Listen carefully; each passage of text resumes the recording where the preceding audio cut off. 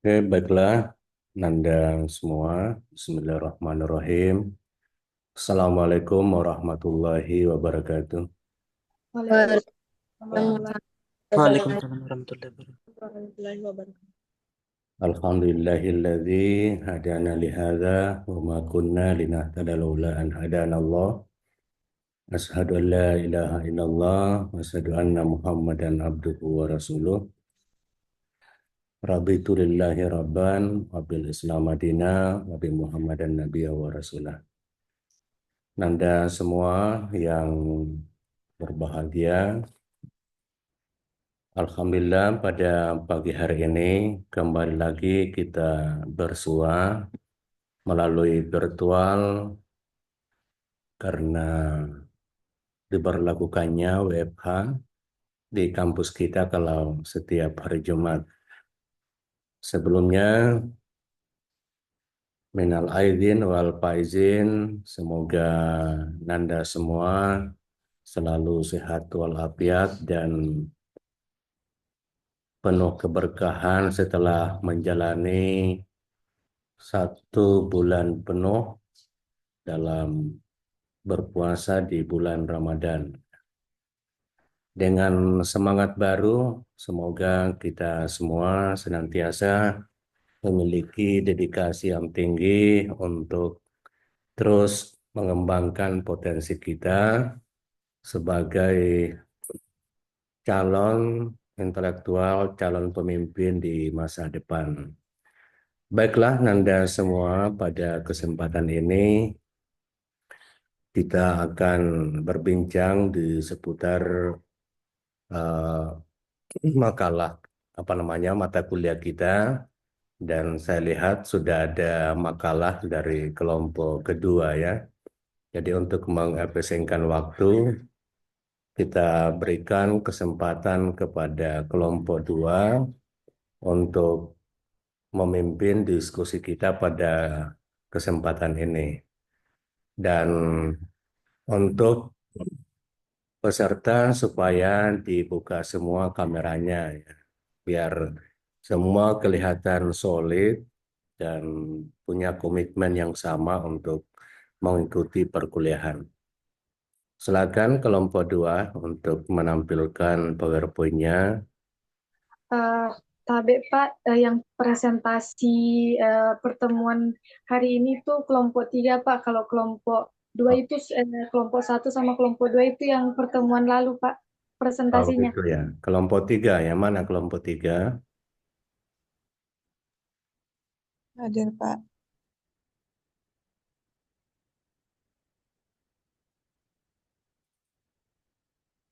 Sri Wahyuni tadi dia buka ya, tapi kayaknya sementara di jalan ya. Oh, sudah sampai ya. Oke ya. Upayakan kita kuliah jangan di jalanan ya. Kita menghindari hal-hal yang di luar dugaan ya. Siapa pemakalah kelompok tiga? Sri Anjaina, Anggun Septia Jasastri, sama Risnawati Pak.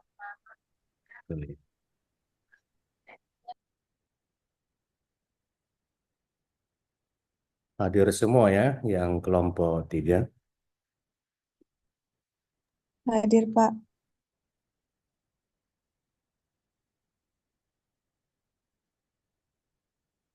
Saya jadikan co-host ya, Sri Anjana.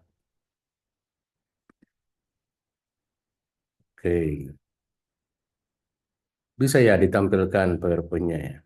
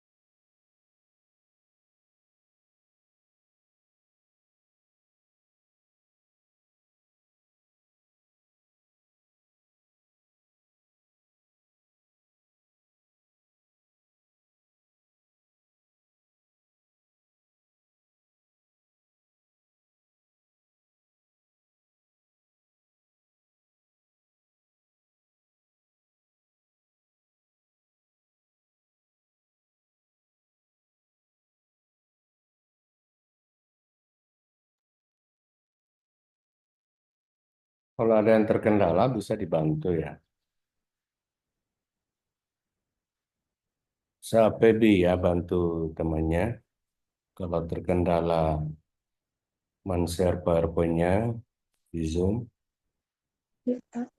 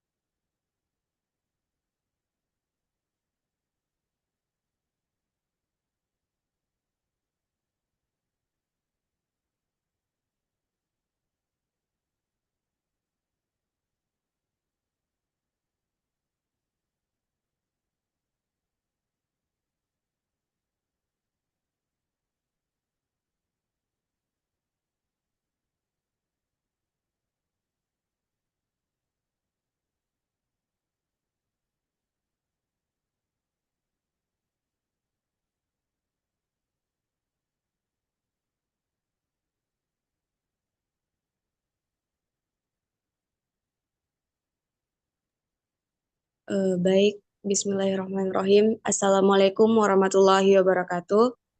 Waalaikumsalam warahmatullahi wabarakatuh. Warahmatullahi wabarakatuh. Alhamdulillahirrahmanirrahim. Segala puji eh, bagi Allah Subhanahu wa Ta'ala atas segala limpahan nikmat yang telah diberikan kepada kita sehingga kita dapat melaksanakan perkuliahan kita pada pagi hari ini melalui Zoom. Salawat serta salam semoga senantiasa tercurah kepada junjungan kita Nabiullah Muhammad SAW beserta keluarga, sahabat, dan seluruh umatnya yang istiqomah mengikuti sunnah beliau hingga akhir zaman. Yang saya hormati Bapak Dr. Andes Abdul Halik, MPD, selaku dosen pengampu mata kuliah manajemen madrasah, serta teman-teman yang saya banggakan. Perkenalkan, saya Srian Jainab selaku moderator pada kesempatan kali ini yang akan membawakan materi tentang manajemen kurikulum madrasah. Eh, Sebagaimana yang kita ketahui bersama bahwa madrasah bukan sekadar lembaga pendidikan, tetapi juga merupakan sarana dakwah dan pembinaan karakter Islami. Oleh karena itu, madrasah memiliki peran strategis dalam memastikan visi keislaman dan pendidikan berjalan beriringan. Baik, adapun anggota dari kelompok saya yang terdiri dari Anggun Seftia Sastri dan Risnawati yang akan membawakan materi pada pagi hari ini. Baik, untuk mengefisienkan waktu, saya persilakan kepada Saudari Anggun Seftia Sastri untuk membacakan materinya. Kepadanya dipersilakan. Baik, terima kasih atas kesempatan yang telah diberikan. Adapun materi pertama yang akan kita bahas yaitu pemanfaatan teknologi informasi dalam manajemen kurikulum madrasah. Berdasarkan hasil wawancara yang telah kami lakukan, kurikulum yang diterapkan di Mandua Parepare adalah kurikulum Merdeka yang telah berjalan selama 3 tahun. Salah satu fokus utama dari kurikulum ini adalah pemanfaatan teknologi dalam proses pembelajaran. Di Mandua Parepare, kelas berbasis digital telah disediakan untuk mendukung pembelajaran yang lebih interaktif. Fasilitas ini memungkinkan siswa untuk mengakses materi pelajaran secara online, memberikan mereka fleksibilitas dalam belajar baik di dalam maupun di luar kelas. Penggunaan metode pembelajaran yang menggabungkan cara offline dan online juga diterapkan, sehingga siswa dapat terlibat secara aktif melalui berbagai platform digital. Namun, terdapat tantangan dalam penerapan kurikulum ini. Beberapa guru mungkin kesulitan dalam mengadopsi teknologi baru karena kurangnya pelatihan yang dapat mempengaruhi efektivitas pengajaran. Oleh karena itu, dukungan dan pelatihan yang memadai bagi guru sangat penting agar mereka dapat merasa lebih percaya diri dalam menggunakan teknologi dalam kelas. Secara keseluruhan, pemanfaatan teknologi dalam kurikulum Merdeka di Mandua Parepare bertujuan untuk meningkatkan kualitas pendidikan, mempersiapkan siswa agar lebih siap menghadapi tantangan di era digital, dan mendorong perkembangan keterampilan guru. Adapun komponen-komponen dalam madrasah berbasis teknologi. Madrasah berbasis teknologi informasi menekankan pentingnya integrasi teknologi dalam proses pendidikan, baik dari segi pembelajaran maupun manajemen. Terdapat 4 komponen utama, yaitu yang pertama konten dan kurikulum. Kurikulum madrasah harus memuat pengalaman belajar yang kompleks, menekankan integrasi antara ilmu agama, pengetahuan umum, dan teknologi. Yang kedua, proses pembelajaran.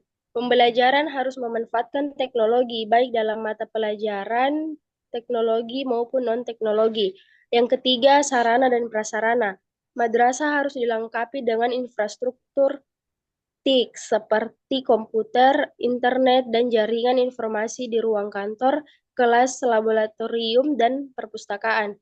Dan yang keempat, kompetensi sumber daya manusia. Guru dan karyawan madrasah harus memiliki teknologi, mampu menggunakan perangkat TIK, dan aktif mengikuti pelatihan. Materi yang kedua yaitu evaluasi manajemen kurikulum yang dilakukan di madrasah. Evaluasi merupakan bagian penting dalam manajemen kurikulum karena berfungsi untuk menilai efektivitas perencanaan, pelaksanaan, dan hasil pembelajaran yang telah dicapai. Di Mandua Parepare, meskipun telah menerapkan kurikulum Merdeka, bentuk evaluasi kurikulum Merdeka di Mandua Parepare memiliki beberapa kesamaan dengan evaluasi kurikulum lainnya. Namun, dengan pendekatan yang lebih fleksibel dan berorientasi pada kebutuhan siswa. Salah satu metode evaluasi utama yang digunakan adalah penilaian akhir semester. Penilaian akhir semester bertujuan untuk mengukur pemahaman siswa terhadap materi yang telah diajarkan selama 1 semester. Dalam berbagai jenis soal digunakan, mulai dari pilihan ganda hingga esai untuk menilai kemampuan analisis dan penerapan pengetahuan siswa. Selain itu, evaluasi dalam kurikulum Merdeka bersifat holistik. Ini berarti bahwa penilaian tidak hanya berfokus pada hasil akademis, tetapi juga mencakup aspek sikap, keterampilan, dan kreativitas siswa.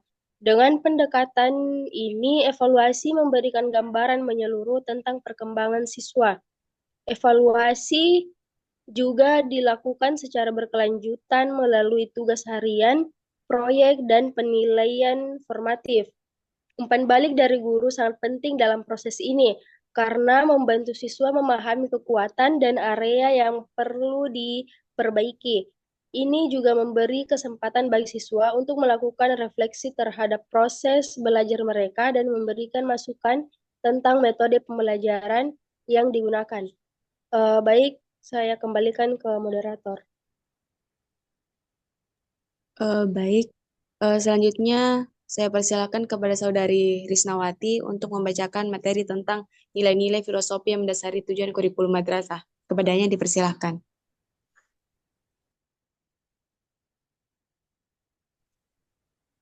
Baik, jadi adapun materi selanjutnya yaitu nilai-nilai filosofi yang mendasari tujuan kurikulum madrasah. Nah, dalam kajian teori terdapat nilai-nilai filosofis oleh Direktorat KSKK Madrasah yang mengeluarkan panduan pengembangan kurikulum tahun 2024 tentang 5 nilai filosofis.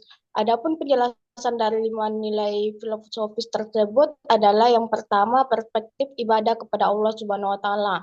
Aktivitas belajar mengajar dan kegiatan manajemen untuk memfasilitasi berlangsungnya pendidikan di madrasah merupakan bentuk ibadah kepada Allah Subhanahu wa taala yang berdimensi ukrawi. Nilai agama dan akhlak harus mewarnai dalam praksis pendidikan di madrasah. Yang kedua, hubungan guru peserta didik diikat dengan mahabbah fillah. Hubungan mahabbah fillah berarti pada pola komunikasi, interaksi, dan bergaul antara guru peserta didik didorong rasa kasih sayang, saling membantu dan menolong dalam kegiatan kebaikan untuk secara bersama-sama mencapai ridha Allah Subhanahu wa taala dalam praksis pendidikan. Yang ketiga, pandangan Ainun Rahmah. Semua tindakan pendidikan kepada peserta didik berlandaskan rasa kasih sayang terhadap peserta didik. Yang berperilaku kurang baik tetap bersikap dengan pandangan kasih sayang, bukan nafsu, kebencian, dendam, dan iri dengki. Yang keempat, hati nurani sebagai sasaran utama. Pembelajaran di madrasah utamakan upaya memfungsikan hati nurani dengan membersihkan diri dari akhlak tercela dan sekaligus senantiasa menghiasi diri dengan akhlak terpuji melalui proses mujahadah dan riyadlah. Yang kelima, akhlak di atas ilmu pengetahuan. Ilmu pengetahuan dan kompetensi bukan segalanya. Tanpa akhlak, kepintaran akan menjadikan seseorang berbahaya dan berpotensi menimbulkan kerugian dan kerusakan kepada orang lain. Oleh karena itu, pendidikan di madrasah meletakkan pentingnya akhlak di atas ilmu itu sendiri dan diupayakan melalui pembersihan hati nurani. Selanjutnya, nilai-nilai filosofis dalam kajian empiris. Adapun nilai-nilai tersebut yaitu yang pertama, karakter dan akhlak mulia. Kurikulum ini menekankan pentingnya karakter dan akhlak mulia dalam setiap aspek pembelajaran. Siswa diajarkan untuk menghargai perbedaan, bersikap adil, dan berempati terhadap orang lain. Yang kedua, inovasi dalam pembelajaran. Inovasi menjadi kunci dalam kurikulum merdeka di mana siswa didorong untuk berpikir kreatif dan kritis. Yang ketiga, integrasi nilai Pancasila. Materi pembelajaran diintegrasikan dengan nilai-nilai Pancasila seperti keadilan sosial, persatuan, dan demokrasi. Dan yang terakhir, nilai-nilai agama.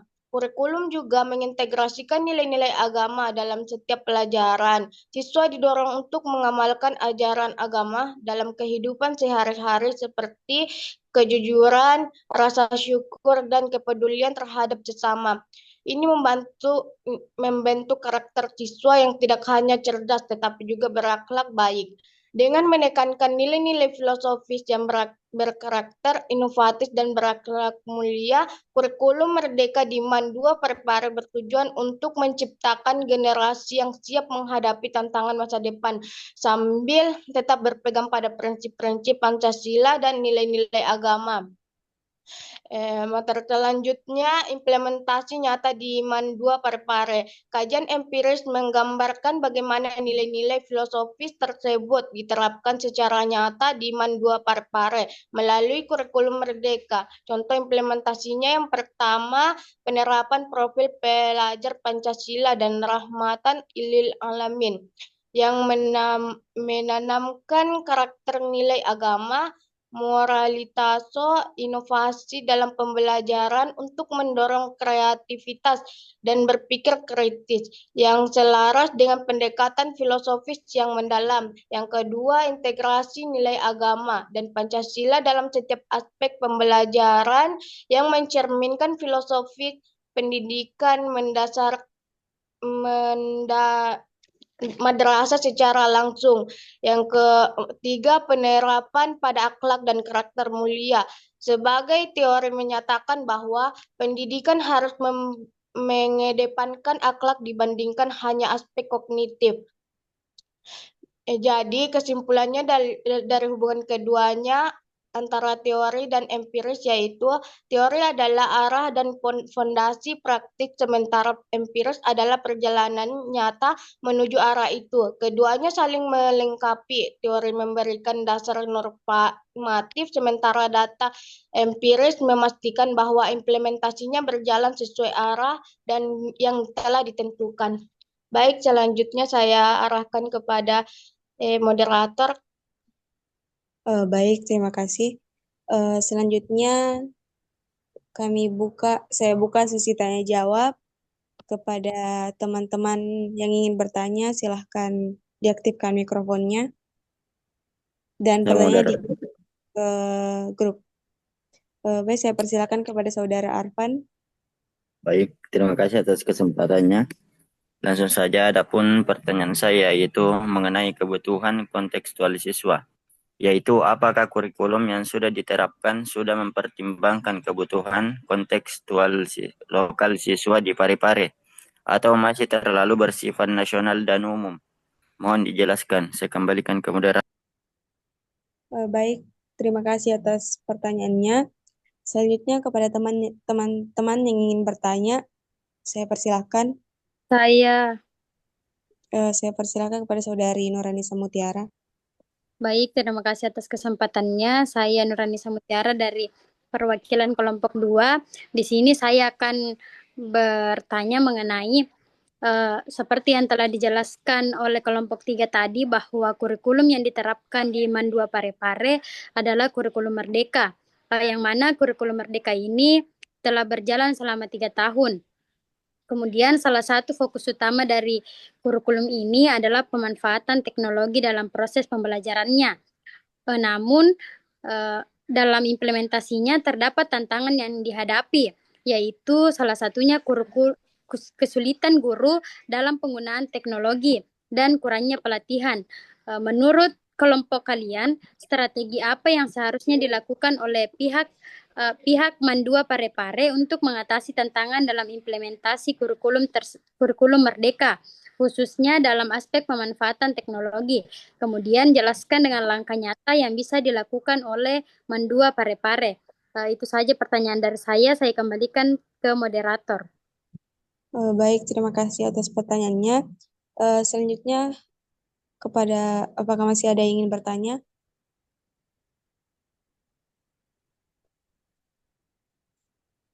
Kepada teman-teman yang ingin bertanya, saya persilahkan.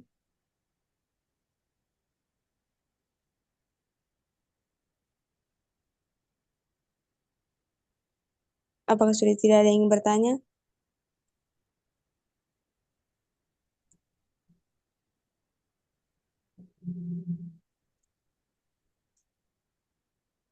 Baik, jika sudah tidak ada yang ingin bertanya, persilakan kelompok kami untuk mendiskusikan jawaban dari pertanyaan teman-teman.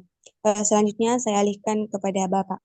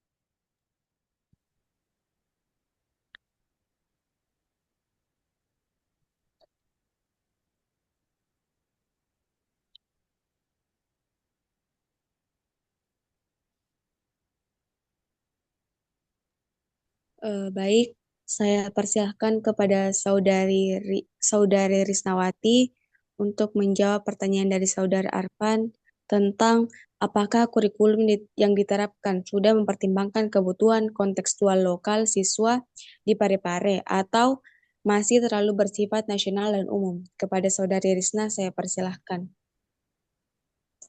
Baik, terima kasih atas kesempatan telah diberikan. Jadi, jawabannya yaitu pertanyaan mengenai apakah kurikulum yang diterapkan sudah mempertimbangkan kebutuhan kontekstual lokal siswa di Parepare merupakan hal yang sangat relevan dalam pengembangan pendidikan yang efektif. Pada kenyataannya. Kurikulum nasional yang berlaku seringkali bersifat umum dan cenderung seragam di seluruh Indonesia. Meskipun kurikulum merdeka memberikan ruang untuk penguatan karakter dan kearifan lokal, implementasinya ditingkatkan satuan pendidikan, termasuk di Parepare, masih menghadapi tantangan. Belum semua sekolah atau madrasah maupun optimal mengadaptasi kurikulum agar selaras dengan potensi budaya dan kebutuhan lokal siswa.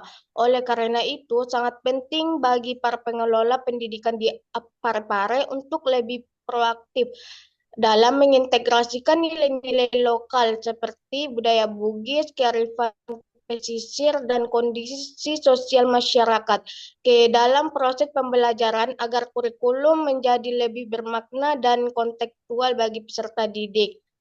Baik, itulah jawaban dari pertanyaan Muhammad Arfan. Saya kembalikan kepada moderator. Baik, itulah tadi jawaban atas pertanyaan Saudara Muhammad Arfan. Apakah Saudara Arfan menerima atau masih ada sanggahan? Baik, saya rasa jawabannya sudah sangat cukup jelas. Terima kasih, saya kembalikan ke moderator. Kepada teman-teman, siapa tahu ada yang ingin menambahkan.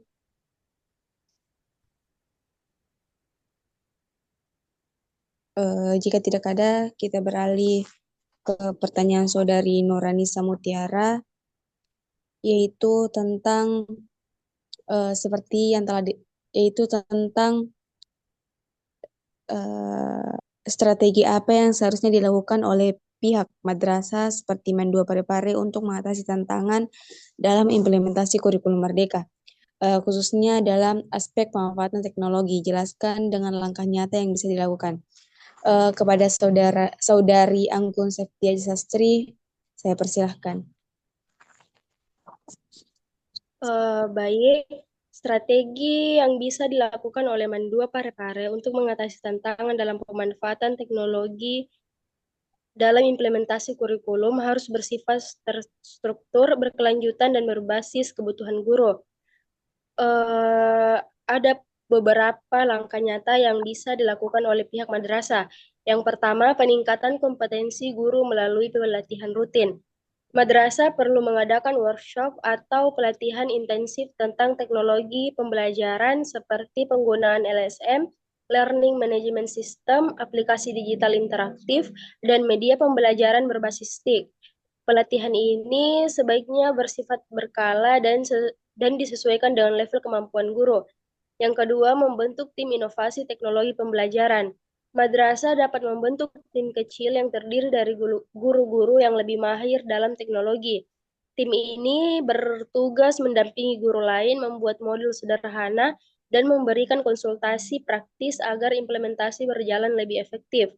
Yang ketiga, optimalisasi sarana prasarana digital. Pastikan ketersediaan perangkat seperti proyektor, laptop, jaringan internet yang stabil, dan ruang multimedia. Tanpa dukungan infrastruktur yang memadai, pemanfaatan teknologi akan sulit diterapkan secara maksimal. Yang keempat, kolaborasi dengan lembaga eksternal. Madrasah bisa bekerja sama dengan kampus, dinas pendidikan, atau lembaga pelatihan teknologi untuk mendapatkan pelatihan gratis atau subsidi, serta sumber belajar digital yang berkualitas. Dan yang kelima, monitoring dan evaluasi berkala. Buat sistem evaluasi rutin terhadap penggunaan teknologi dalam pembelajaran, bisa melalui observasi kelas, penilaian dari siswa, atau refleksi guru. Hasil evaluasi ini penting sebagai bahan perbaikan dan perkembangan berkelanjutan.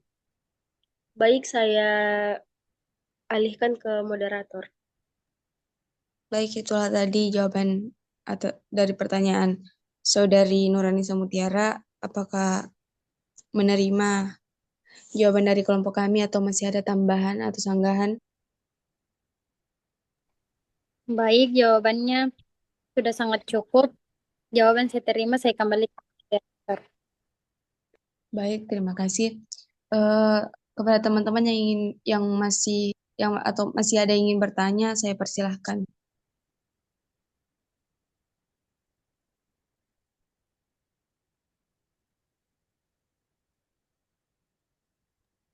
Baik, moderator, saya mau bertanya.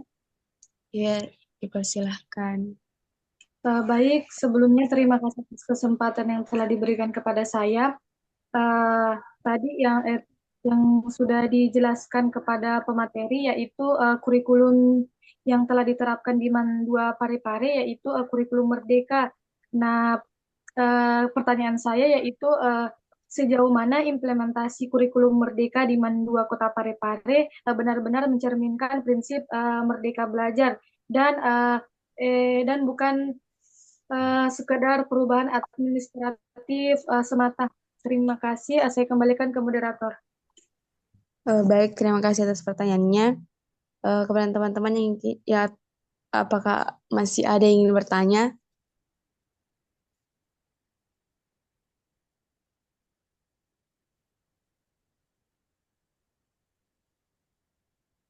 Baik, jika sudah tidak ada, Tabek, Saudari Feby, pertanyaannya dikirim di grup. Baik, izinkan kelompok kami untuk mendiskusikan jawaban dari Saudari Feby.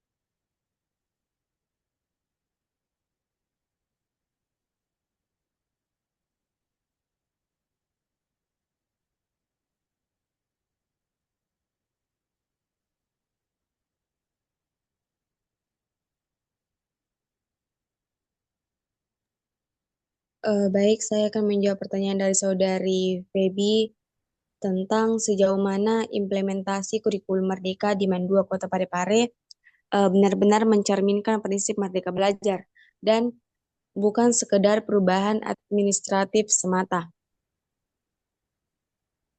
Implementasi kurikulum Merdeka di Man 2 Kota Parepare pada dasarnya telah menunjukkan upaya menuju prinsip merdeka belajar. Meskipun dalam praktiknya masih terdapat tantangan yang perlu dibenahi. Beberapa indikator pelaksanaan yang mencerminkan Semangat Merdeka Belajar antara lain adanya ruang bagi siswa untuk memilih mata pelajaran sesuai minat, penerapan proyek penguatan pelajar Pancasila dan rahmatan lil alamin, serta pendekatan pembelajaran yang lebih berpusat pada siswa.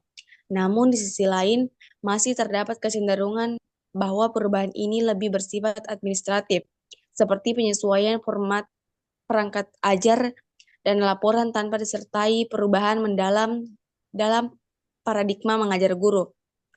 Selain itu, masih banyak guru yang merasa kesulitan untuk berinovasi secara mandiri akibat keterbatasan pelatihan dan pemahaman mendalam terhadap esensi kurikulum. Oleh karena itu, agar implementasi kurikulum merdeka benar-benar mencerminkan kemerdekaan belajar yang sejati, perlu adanya pendampingan berkelanjutan, pendekatan kapasitas guru, serta budaya pembelajaran yang terbuka, reflektif, dan kontekstual sesuai dengan kebutuhan siswa di lingkungan madrasah. Baik, itulah tadi jawaban atas pertanyaan saudari Feby Andriani. Apakah saudari Feby menerima atau masih ada tambahan, sanggahan? Baik, jawabannya sudah sangat saya pahami. Saya kembalikan ke moderator. Baik, terima kasih. Tabe Pak, ditutup nih sesi tanya jawabnya.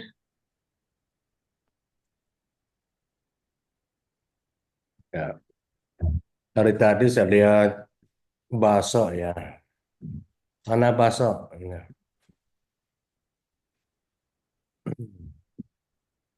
Halo bakso.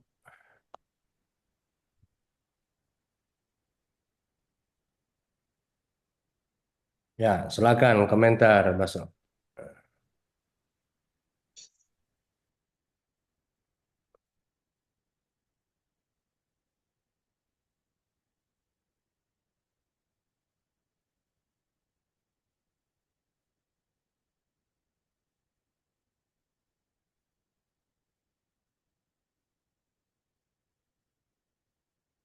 Ya, silakan bakso. Ya, silakan komentar ya.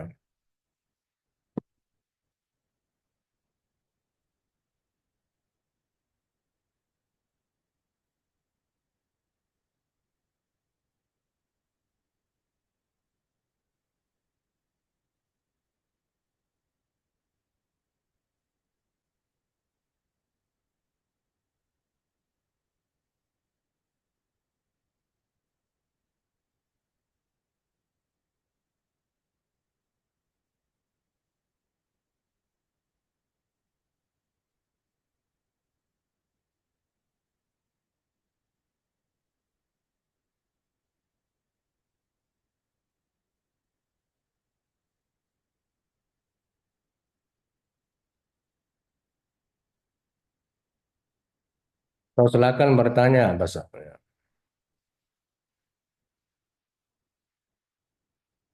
Ya, pertanyaan terakhir ya bakso ya.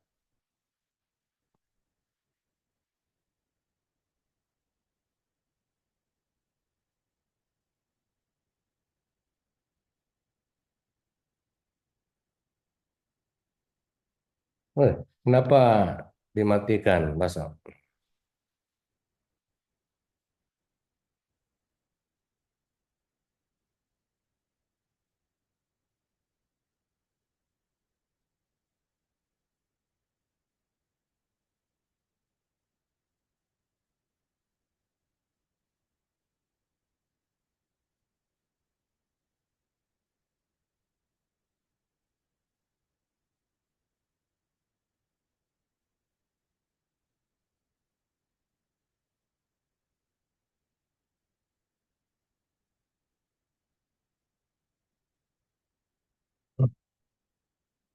Ya, apa yang mau ditanyakan bakso?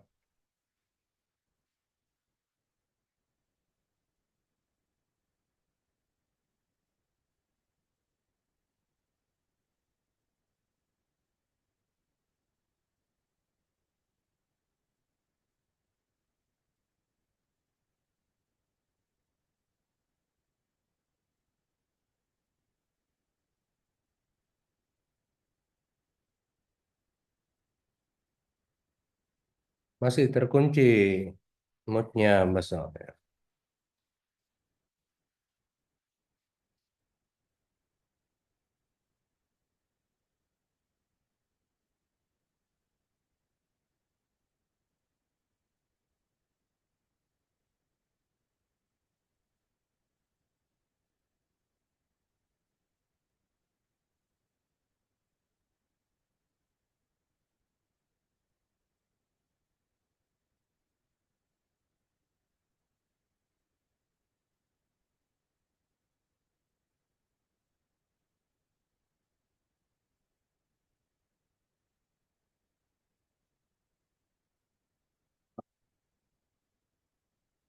Wah, hilang orangnya dia.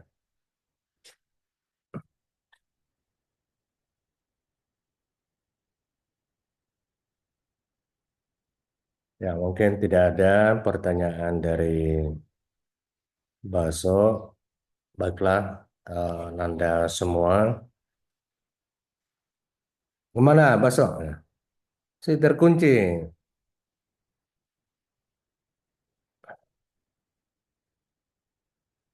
Tidak ada ya? Saya terganggu signalnya ya, Saudara Baso. Baiklah, terima kasih kepada pemakalah kita hari ini yang tampak memberikan penjelasan yang gamblang kepada kita semua terkait dengan hasil risetnya di Mandua Parepare eh, dengan tema yang sangat menarik, yakni manajemen kurikulum yang dikembangkan atau yang diterapkan di Mandua Parepare.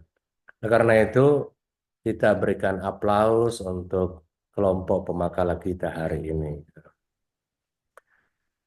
Eh, saya memberikan catatan tambahan terkait dengan manajemen kurikulum. Ya.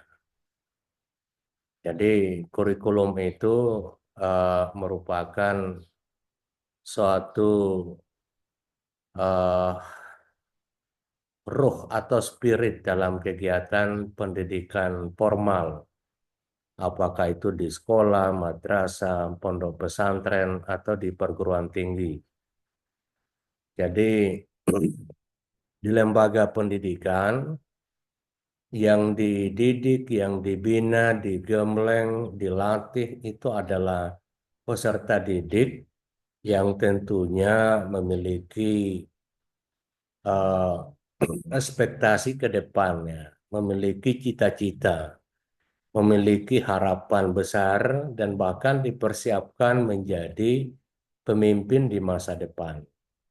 Nah, oleh karena itu, maka kurikulum itu bersifat inklusif atau terbuka dan selalu dilakukan review atau verifikasi secara berkala.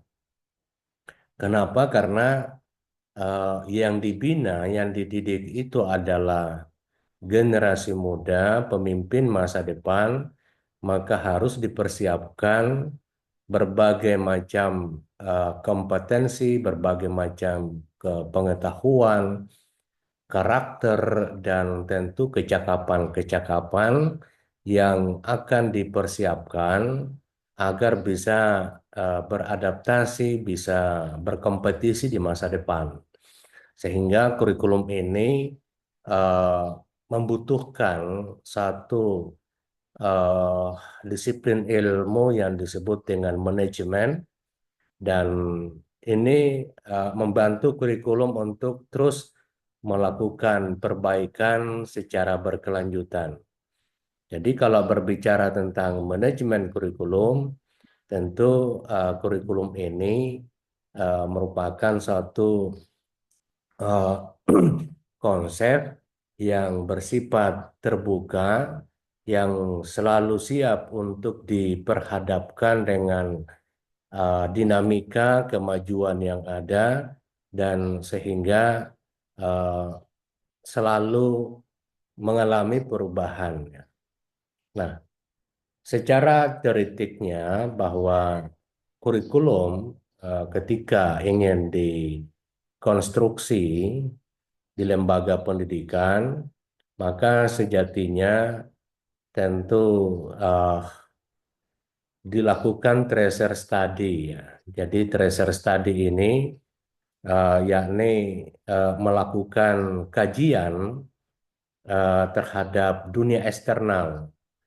Jadi misalnya ketika kita di perguruan tinggi di MPI itu menyusun kurikulum, melakukan tracer study, yakni memberikan atau melakukan survei kepada pengguna lulusan. Kira-kira siapa pengguna lulusannya?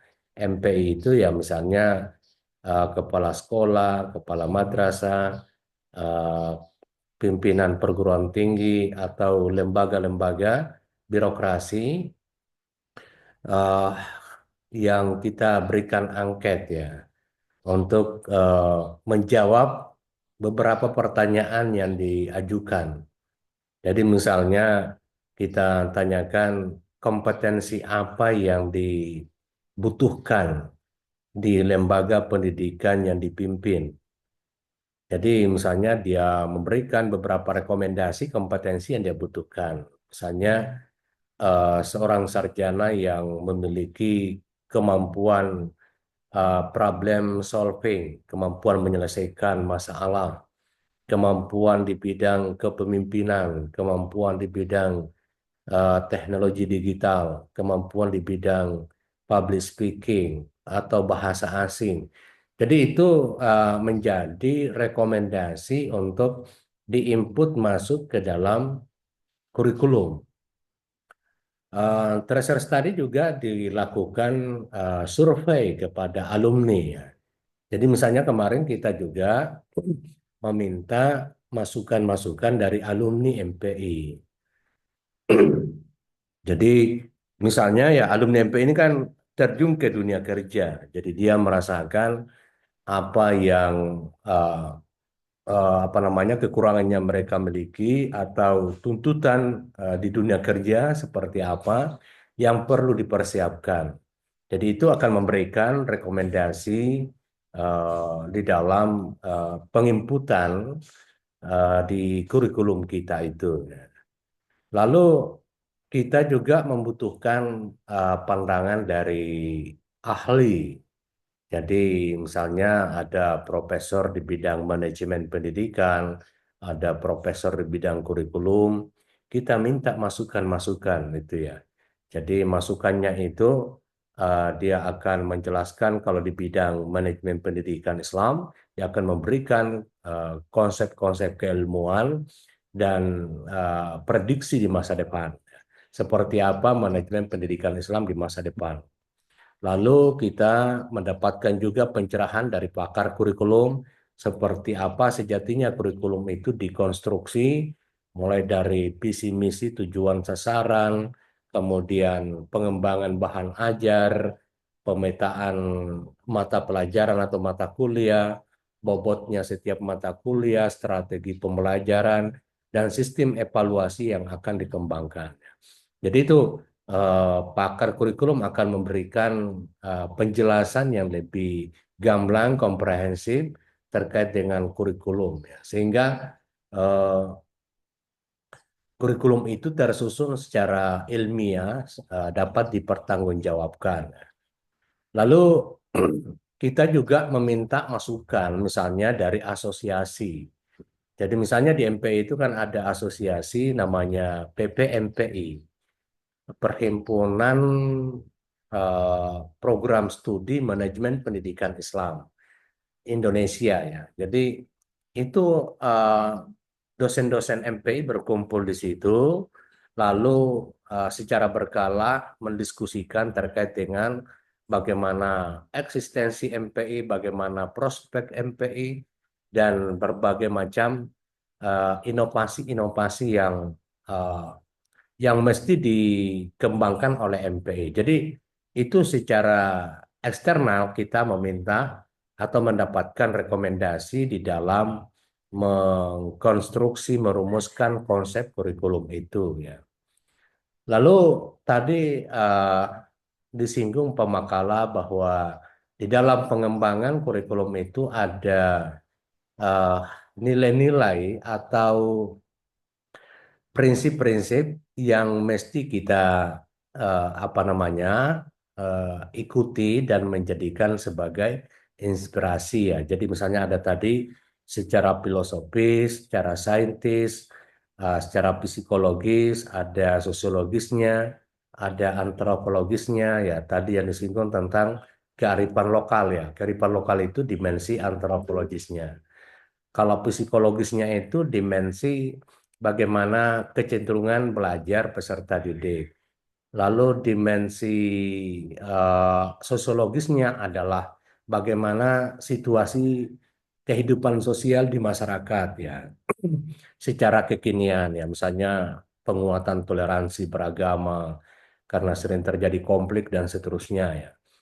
Lalu ada dimensi hukum atau regulasi pemerintah. Jadi misalnya mempertimbangkan aspek kebijakan-kebijakan pemerintah. Termasuk tadi yang disinggung diterapkan di Mandua itu adalah kurikulum merdeka. Nah, pada waktu itu kan kebijakan pemerintah dalam hal ini Kementerian Pendidikan Nasional itu ya menghimbau untuk menerapkan kurikulum merdeka ya. Jadi itu di dalam konteks desain atau perencanaan kurikulum yang bagaimana eh, merumuskan kurikulum itu tentu mendapatkan masukan dari aspek eksternal melalui tracer study, lalu mengkaji secara beberapa dimensi nilai-nilai yang mesti memberikan warna di dalam tubuh kurikulum itu sendiri dan kemudian disesuaikan dengan visi misi tujuan sasaran sekolah. Jadi ini yang menjadi input bagi penyusunan kurikulum. Nah, ketika kurikulum itu ya misalnya tuntutan dari pusat harus kurikulum merdeka, maka tentu harus disesuaikan dengan aspek perkembangan teknologi, perkembangan ilmu pengetahuan, kondisi belajar peserta didik misalnya di Mandua seperti apa gaya belajarnya, suasana belajarnya dan seterusnya. Mendalami atau mengkaji tentang nilai-nilai kearifan lokal. Jadi misalnya kalau di Mandua kan masih wilayah Parepare, Bugis ya, tentu di situ akan lebih banyak mengadopsi nilai-nilai budaya Bugis ya. Jadi boleh jadi berbeda dengan sekolah yang ada di luar suku Bugis misalnya. Jadi misalnya kalau di Jawa atau di Sulbar, Mandar ya tentu punya nilai-nilai kearifan lokal yang mencirikan kekhasan daerah itu sendiri untuk diadaptasikan masuk ke dalam kurikulum. Nah, ketika kurikulum itu sudah jadi ya dan punya merek atau brandingnya adalah kurikulum merdeka, maka mesti apa yang dilakukan selanjutnya. Nah, yang dipikirkan itu adalah bagaimana kurikulum ini bisa diimplementasikan secara efektif dan efisien. Nah, tentu kita uh, memikirkan ya, apa yang menjadi sumber daya pendukung dari implementasi kurikulum itu. Jadi yang pertama itu adalah SDM, sumber daya manusianya. Siapa sumber daya manusianya itu? Ya tentu dari guru-guru ya terutama. Nah, guru-guru ini tentu memahami atau dituntut untuk menguasai kurikulum itu ya. Jadi misalnya kurikulum Merdeka itu menuntut adanya penggunaan teknologi digital. Apalagi ya dengan eh, dorongan yang kuat untuk mengembangkan madrasah digital, terutama di Madua Parepare ya, yang sudah banyak mengadaptasikan dengan digital di dalam dunia pembelajaran. Jadi tentu guru-gurunya harus menguasai teknologi digital itu yang terkait dengan pembelajaran. Jadi, nah bagaimana caranya ya? Kan dulu ada yang namanya guru penggerak ya. Guru penggerak itu dilatih untuk menguasai teknologi digital atau teknologi mutakhir di dalam pembelajaran. Nanti setelah itu dilatih, baru kembali ke wilayahnya masing-masing. Nanti di situ akan misalnya melatih teman-temannya. Jadi melatih teman-temannya, apakah itu secara privat atau secara eh, komunal atau dalam organisasi itu kan biasa ada yang disebut dengan MGMP ya.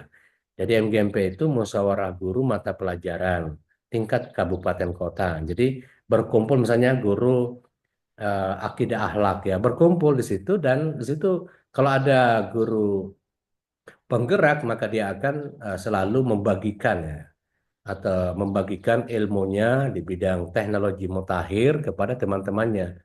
Atau kayak kadang-kadang dulu ada mahasiswa eh, saya sudah selesai di program doktor itu di Pinrang itu kemana-mana memberikan pelatihan ya karena dia adalah guru penggerak punya pengetahuan yang banyak di bidang teknologi digital dan dia diundang ke sekolah-sekolah untuk melatih tentang teknologi digital dalam pembelajaran. Jadi itu salah satu strateginya ya yang apa namanya yang repotnya kalau pihak sekolah tidak punya anggaran untuk itu ya memberikan pelatihan penguatan keterampilan kepada guru-gurunya agar dapat mengimplementasikan kurikulum merdeka itu ya. Begitu juga dengan penguatan strategi pembelajaran ya. Jadi dibentuk keahlian ini ya jadi strategi pembelajaran ini tentu dalam kurikulum merdeka itu ya bagaimana memberikan suasana akademik yang benar-benar peserta didik itu dapat mandiri belajar ya, dapat belajar eh, dengan kreatif ya, secara kolaboratif, mengembangkan kemampuan berpikir kritis. Itu kan ada beberapa kecakapan di dalam eh, atau skill abad 21 ya. Jadi misalnya ada critical thinking ya, berpikir kritis, ada kreatif dan inovatif, eh, communication ya, kemampuan berkomunikasi, ada kolaboratif, belajar secara berkelompok, berkolaborasi. Lalu ada kemampuan di dalam problem solving, kemampuan menyelesaikan masalah. Ada juga computational thinking, berpikir komputasi. Ya, jadi itu kecakapan-kecakapan yang diharapkan dapat berkembang di abad 21 bagi peserta didik. Sehingga strategi pembelajaran itu eh, Lisan. strategi pembelajaran itu lebih diarahkan ke misalnya ada yang disebut dengan project based learning. Jadi pembelajaran berbasis proyek. Ada uh, problem based learning, pembelajaran berbasis masalah.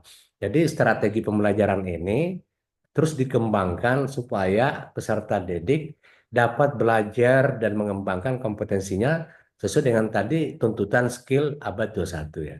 Jadi kalau misalnya anak-anak diberikan tugas lalu turun ke lapangan ya sama halnya dengan kalian itu ya.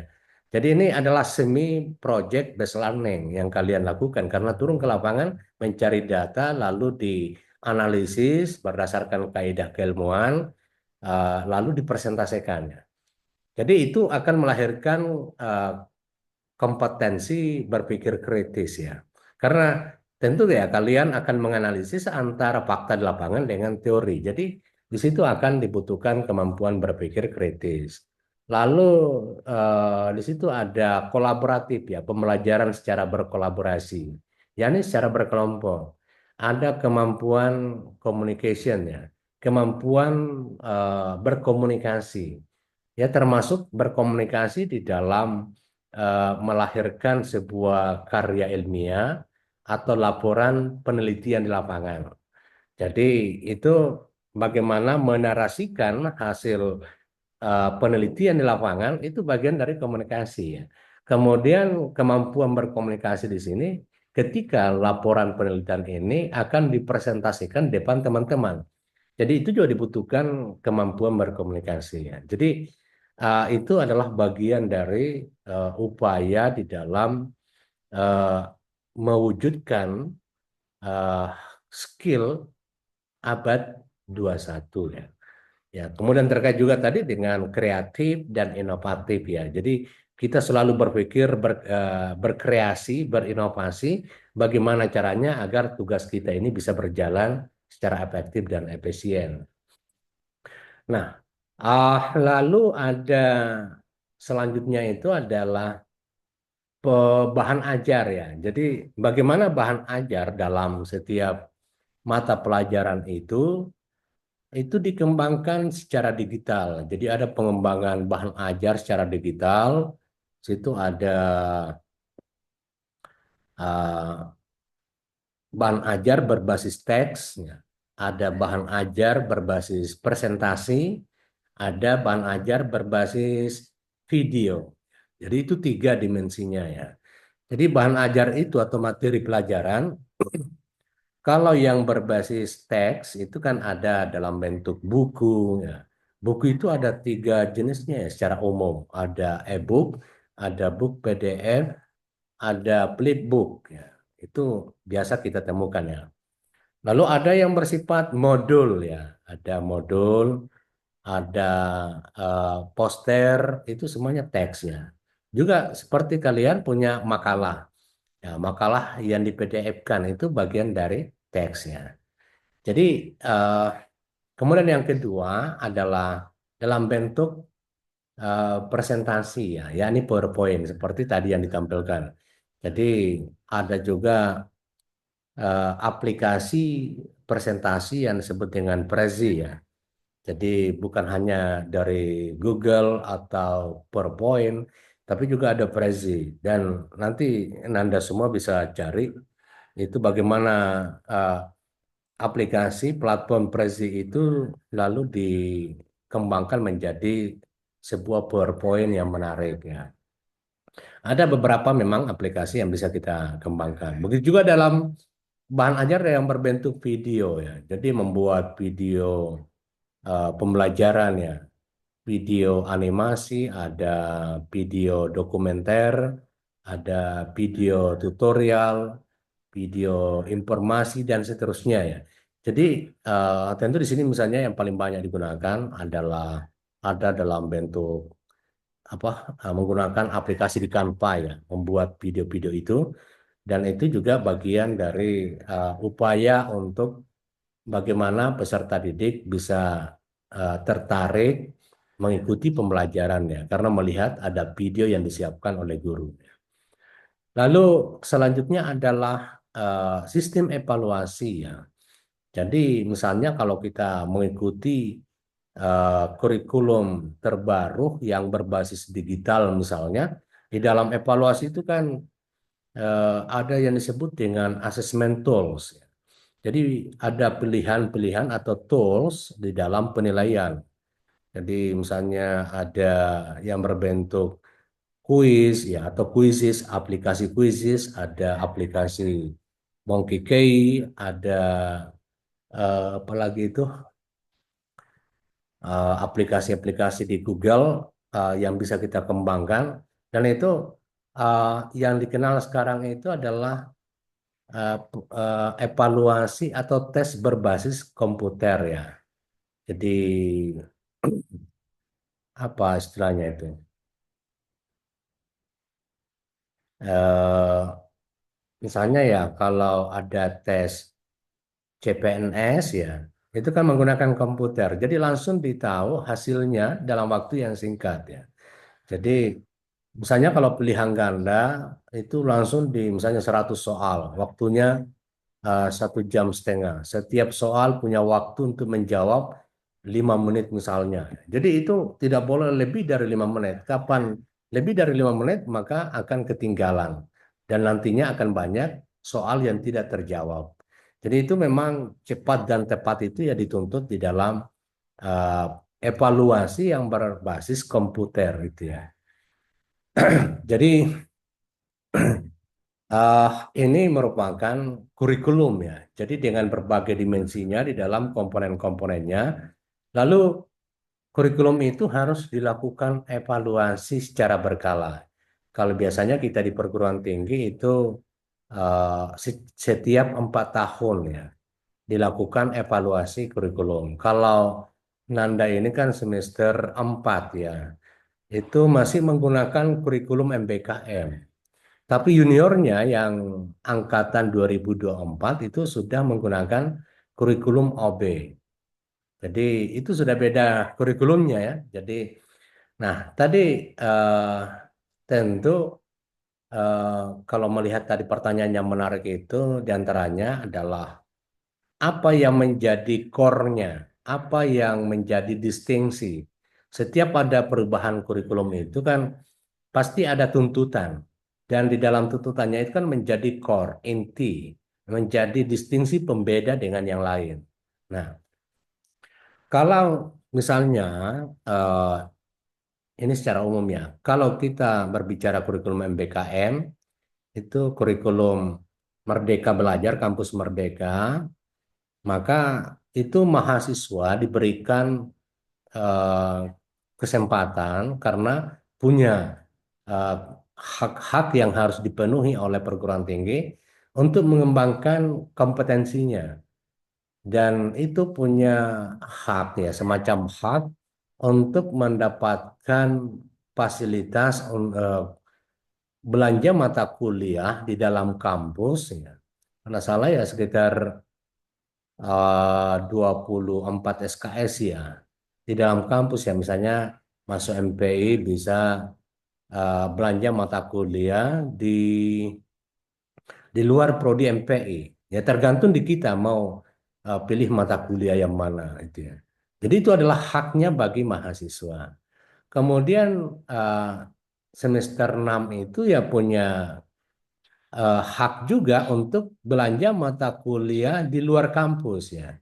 Jadi itu semangatnya MBKM. Jadi mahasiswa punya kebebasan, kemerdekaan di dalam mengembangkan kompetensinya melalui dengan belanja mata kuliah. Baik di dalam kampus, di luar prodi MPI, maupun di luar kampus. Ya, misalnya ada teman-temannya yang pergi magang, ada yang pergi apa namanya praktek di sekolah atau di Sepima macam-macam. Jadi itu adalah bagian dari core kurikulum MBKM. Nah, bagaimana kalau kurikulum OB? Ya tentu berbeda lagi itu ya, core-nya atau distingsinya. Kalau OB itu orientasinya adalah punya produk. Jadi setiap ada perkuliahan itu harus punya produk. Produk ini dalam bentuk apakah itu buku, apakah itu jurnal, atau proceeding, atau ada prototipe teknologi yang dihasilkannya. Misalnya itu kalau melahirkan media pembelajaran digital. Nah, eh, oleh karena itu supaya mahasiswa punya produk ya bersama dosennya setiap mata kuliah, maka pembelajarannya itu harus mengikuti kaidah-kaidah ya. Misalnya supaya kalian punya produk, maka strategi pembelajarannya itu berbasis project ya atau berbasis case atau kasus ya. Jadi salah satu contoh yang paling sederhana ini kan meneliti di Mandua. Itu bagian dari semangat kurikulum OB ya. Turun ke lapangan, meneliti di Mandua tentang kurikulum, bagaimana konsep manajemen kurikulum yang diterapkan di Mandua, dan hasil dari itu nantinya dikemas setelah dipresentasi, dikemas untuk dipublikasikan secara online atau dipublikasikan melalui buku atau jurnal online atau proceeding di dalam seminar apakah nasional atau internasional. Jadi itu orientasinya kalau dalam kurikulum OB ya. Jadi kalau MBKM itu adalah mahasiswa punya kewenangan, kemerdekaan di dalam memilih mata kuliah yang akan dibelanja berdasarkan dengan minatnya mahasiswa itu. Jadi kemudian yang kedua kalau OB ya itu orientasinya adalah produk. Jadi apa produknya? Setiap mahasiswa mengikuti perkuliahan. Jadi ada yang kelihatan secara nyata dari hasil yang kita ikuti selama 1 semester perkuliahan setiap mata kuliah. Jadi ya tahun ini sudah ada surat keputusan dari rektor terkait dengan penerapan project based learning, ya. Jadi penerapan pembelajaran yang berbasis project, dan itu kebetulan saya ketua timnya di dalam menyusun konsep itu atau panduan pedoman penerapan project based learning itu, ya. Jadi insya Allah mungkin minggu depan akan dilakukan sosialisasi kepada seluruh dosen di Yayan Parepare bagaimana PJBL atau project based learning itu diterapkan. Karena memang kita sudah menerapkan kurikulum OBEH di kampus kita mulai 2024, ya. Jadi meskipun nantinya bahwa kurikulum itu akan terus direview, ya. Ya bahkan ya sekarang lagi ada eh, namanya kurikulum cinta, ya, dari Kementerian Agama. Itu saya belum dalami bagaimana kurikulum cinta itu, seperti apa core-nya, brandingnya atau distingsinya, ya, sebagai pembeda dengan kurikulum OB atau MBKM.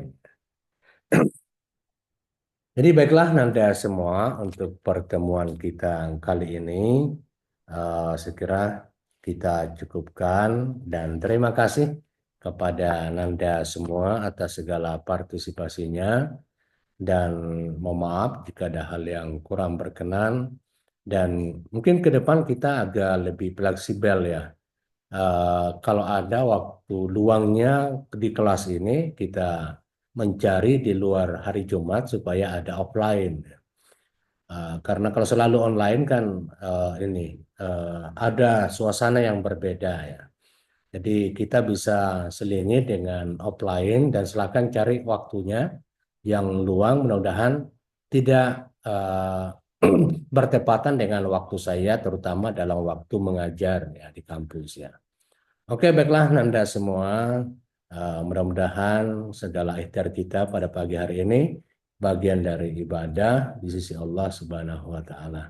Marilah kita menutup perkuliahan kita dengan bersama-sama membaca kalimat hamdalah. Alhamdulillahirabbil alamin. Alhamdulillahirrahmanirrahim. Assalamualaikum warahmatullahi wabarakatuh. Waalaikumsalam warahmatullahi wabarakatuh. Waalaikumsalam warahmatullahi wabarakatuh.